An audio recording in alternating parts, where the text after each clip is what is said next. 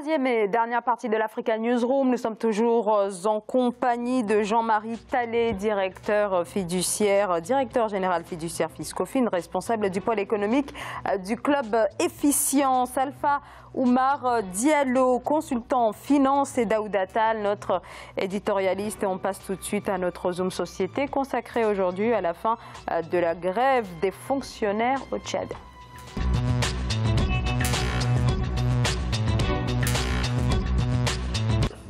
Des fonctionnaires qui étaient en grève depuis plus de 5 mois. Ils avaient cessé le travail pour réclamer la restauration de leur salaire coupé dans le cadre des mesures d'austérité. Un accord a finalement pu être trouvé avec le gouvernement, ce qui a permis la fin de la grève depuis vendredi. Dans cet accord, en 7 points, il est question de l'augmentation générale spécifique des salaires, ramenée à 15%, ce qui restaure les salaires à 65%. La mesure doit normalement entrer en vigueur en janvier 2019. Reportage Mahamat Ramadan.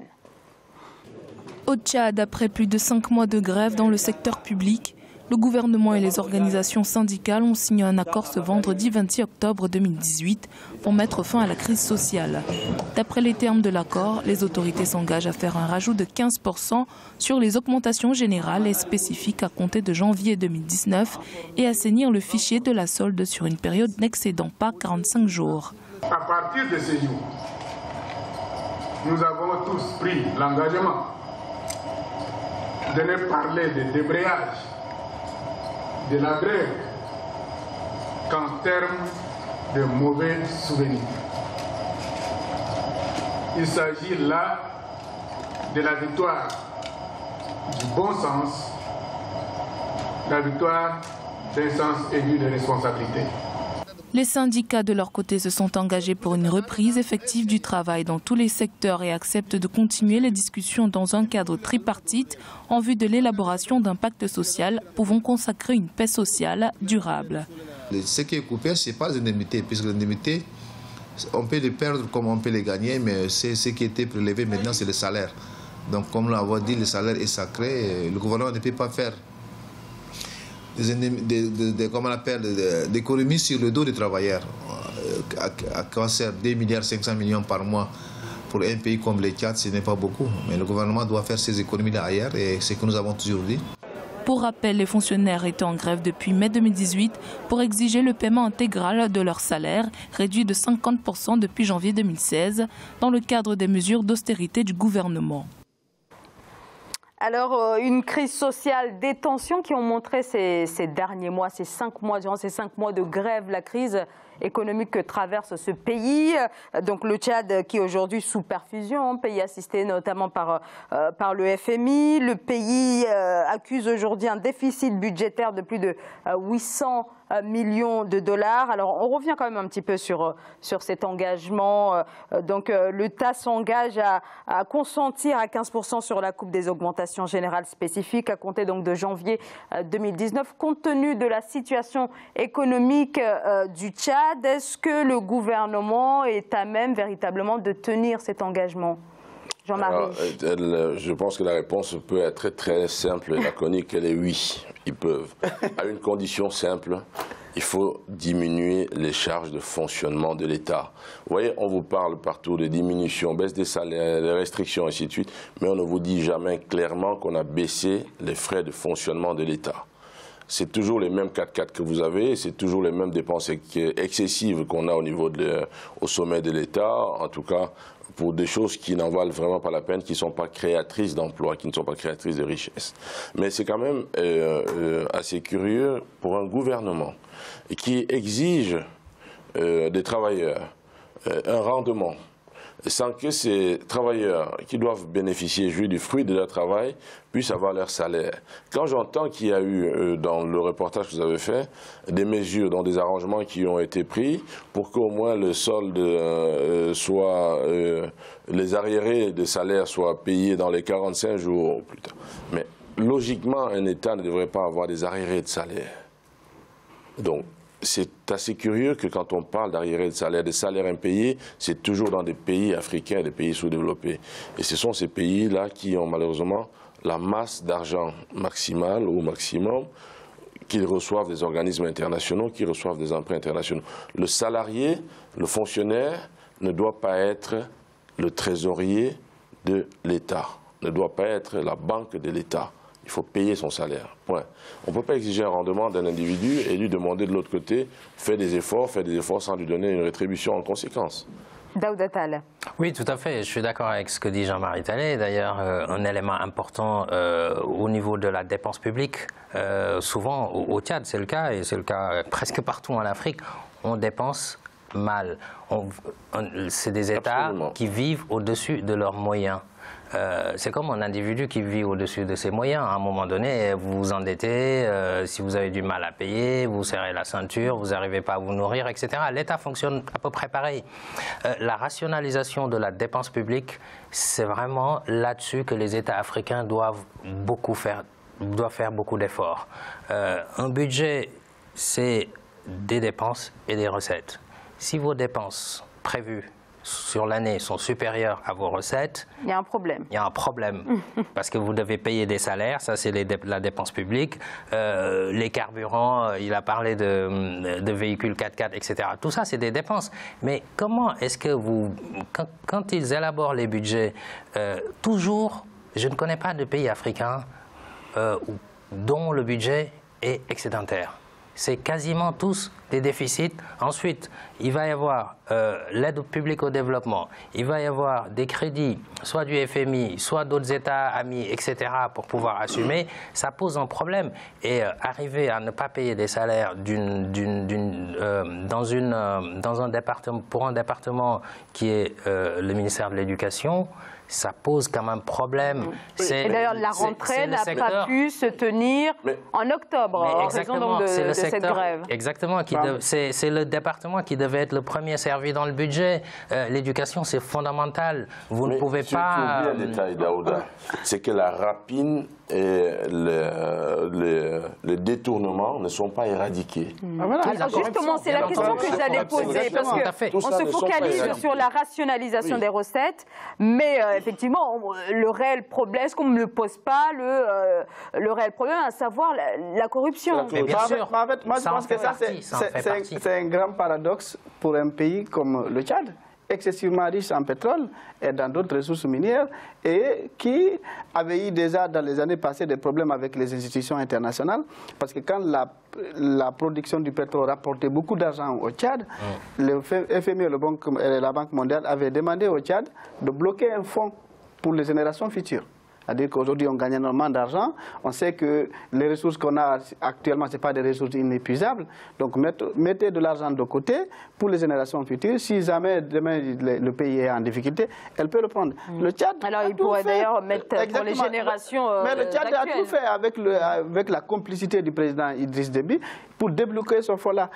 Et en plus, il y a énormément de corruption au Tchad. Moi, je ne vais pas leur parler. Moi, je connais des familles tchadiennes qui vivent ici.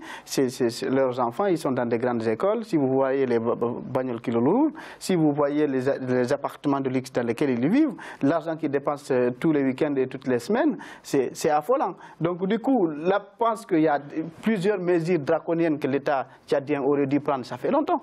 Lutter contre la délépidation des derniers publics, les détournements, baisser drastiquement le nombre de ministres. Il y en a tellement. À la présidence, on peut en compter 10-15 des ministres conseillers qui n'ont pas de portefeuille, mais qui ont énormément d'argent pour faire fonctionner leur service. Et en plus, même le nombre de ministres au sein du gouvernement, les baisser drastiquement. Et aussi faire en sorte que les recettes de l'État soient gérées de manière... comment je vais dire, très efficiente pour de manière transparente et faire en sorte que l'État ne dépense pas plus qu'elle nous gagne. Jean-Marie. Oui, alors effectivement, cette phrase-là, que l'État ne dépense pas plus qu'il ne gagne, c'est parce que quand on regarde réellement les recettes globales d'un pays comme le Tchad sont largement suffisantes pour couvrir l'ensemble de toutes ces charges avec une marge bénéficiaire. Mais malheureusement, qu'est-ce qu'on trouve? On trouve d'abord des politiques qui sont mal conduites, on n'a pas de prospective. Vous voyez, là, vous avez parlé des caisses de péréquation, mais ça a été comme ça dans tous les secteurs d'activité. Donc, on ne prévoit pas la baisse des coûts de matières premières de mer en mettant un peu de côté. Donc, ce qui fait que quand il y a de l'argent, il faut le consommer tout de suite. Et la gestion des États africains, de nos dirigeants, y compris du Tchad, sont simplement focalisés sur le fait que d'où vient l'argent. On va chercher l'argent là d'où il vient, en oubliant qu'on endette l'État. On endette l'État massivement et que derrière, il n'y a pas de force de production. On ne crée pas de l'emploi, on ne crée pas la croissance avec... Ah ben voilà, justement là-dessus, arrêtez de vivre avec la rente, justement. Voilà. Bon, on s'est focalisé beaucoup au Tchad à un moment donné sur le pétrole, mais la preuve, c'est une économie qui ne crée pas d'emplois, qui ne crée pas assez d'entreprises, etc. Alors qu'elle a la capacité. Hein. Regardez en 2016, juste sur cet élément, quand on connaît une croissance négative, le Tchad, si je ne m'abuse, a connu une croissance négative en 2016. C'est une récession. C'est-à-dire, au lieu que votre PIB augmente, on ne parle pas plus une croissance de temps, on parle en négatif, une croissance négative. Ça veut dire que votre économie régresse. Vous ne créez pas d'emplois, l'entrepreneuriat ne fonctionne pas, les politiques publiques ne sont pas efficaces. Il n'y a pas besoin de chercher très loin pour analyser ça. La croissance, c'est l'augmentation de c'est la valeur ajoutée d'une année à une autre. Alpha Oumar Diallo. En fait, sincèrement, malgré la baisse du PIB, parce qu'on parle de croissance négative, c'est-à-dire que l'État a eu 1000 milliards, je donne cet exemple-là, 1000 milliards en 2015, et s'est retrouvé avec 980 en 2016. Donc c'est une petite baisse. Donc si même malgré tout ça, si l'État avait pris le taureau par le corne pour dire « Ok, on sait qu'on va anticiper cela, on va baisser les dépenses, on va lutter contre la corruption, on va lutter contre la gabésie qui se pratique un peu partout dans les départements ou bien dans les grandes régions, ou bien même les dépenses de fonctionnement du président et de sa famille. » Moi, je pense que l'État ne se serait pas retrouvé à dire on est obligé de faire la baisse des salaires des enseignants qui forment les générations futures. Et en plus, ça, l'État s'en fout complètement de la population, des préoccupations de la population, parce que tous leurs enfants, les hauts cadres, tous les enfants sont dans des écoles à l'étranger. Si vous prenez au Tchad, tous les ministres, moi je connais plein de ministres tchadiens, leurs enfants sont là, ou aux États-Unis, ou ceux qui n'ont pas assez de moyens envoient leurs enfants au Maghreb. Alors, peut-être une dernière question très rapide, parce que le temps presse malheureusement. Est-ce que vous pensez véritablement que cet accord va pouvoir être appliqué, puisqu'il y a eu un précédent qui n'a jamais abouti finalement, Jean-Marie Talley? Alors, on dit souvent que s'il y a eu un, il peut y avoir deux, mais là où la situation dans laquelle on se retrouve, tant qu'on n'a pas remis de l'ordre, véritablement de l'ordre, cet accord-là ne vaut pas grand-chose, ça ne vaut rien du tout. Et malheureusement, que les forces syndicales, ou en tout cas les forces sociales, ou ceux qui sont dans le besoin, qui négocient leur salaire, ne perdent pas de vue, qu'ils doivent rester vigilants et garder le pied sur l'accélérateur pour continuer à faire la pression. Mais de l'autre côté, donc, très très rapidement, il faut pas perdre de vue que quand vous prenez un pays comme le Tchad, qui est en réalité avec sa population qui n'est pas si énorme que ça, et qui est un pays en construction, qui est capable d'être construit. Alors, il se pose un problème quand les recettes douanières ne sont pas suffisamment maîtrisées. Quand le président Déby lui-même descend sur le terrain et s'en va voir et qu'on lui fait les décomptes, récupérer simplement un peu de recettes douanières, vous payez ses salaires. Mais Jean-Marie, les recettes douanières, ça en fait, il y a une communication qui a été orchestrée par sans doute la présidence, mais on sait très bien qu'aujourd'hui, on n'est plus dans l'ère où les recettes douanières permettent à un pays africain de se développer. On est dans l'intégration économique, suppression des barrières, on parle de zone de libre-échange. Alpha Oumar Diallo en 10 secondes et puis on a de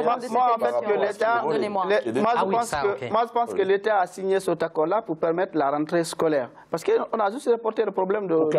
Voilà, alors je pense que vous avez répondu. Le problème a été reporté de 5 mois, c'est en fin janvier 2018. Donc permettre la reprise, donc la rentrée finalement qui aurait dû avoir on reviendra ici, on dira que les fonctionnaires sont encore en grève parce qu'au 1er février 2019, ils n'ont pas perçu les augmentations. On a saisi tous les détournements qu'il y a dans le secteur des recettes douanières, qu'on a saisi tous les détourneurs qui sont un peu partout et qu'on a saisi ces secteurs-là. Merci beaucoup à tous les trois d'avoir participé à ce débat. Alpha Oumar Diallo, je rappelle que vous êtes consultant en finance. Jean-Marie Talley, vous êtes directeur général fiduciaire Fiscofin, responsable du pôle économique du club Efficience. Daouda Tall, un grand merci à vous. Merci pour vos précisions tout au long de cette Zara. émission. Merci beaucoup à tous les Zara. trois. Merci aux téléspectateurs d'Africa 24. Merci à vous et merci à vous, bien sûr, de nous avoir suivis. Merci de votre fidélité. Je vous retrouve demain. Bonsoir.